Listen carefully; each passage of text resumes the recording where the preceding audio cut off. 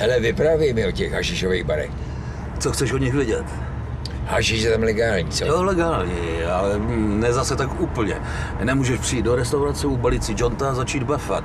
Chtějí po tobě, abys to kouřil doma nebo na určených místech. A co hašišový bary? Já ti to vysvětlím.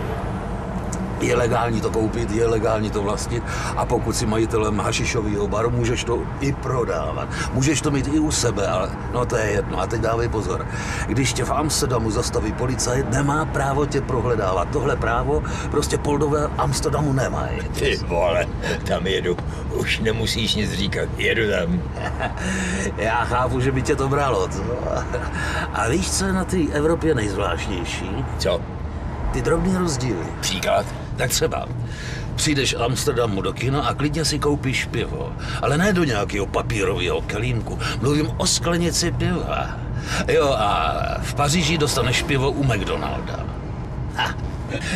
A víš, jak říkají čtvrtlibráku se sejrem v Paříži? Oni mu neříkají čtvrtlibrák se sejrem? Ne, mají tam metrický systém. Věděli by kulovi, co je to čtvrtlibrák. Tak jak teda?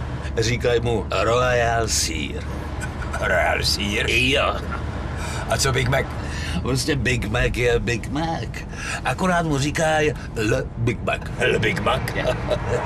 A jak říkají v operu? To nevím, to jsem neměl. Jo, a víš, co dávají v Holandsku na hranolky místo kečupu? Co? Majonézu.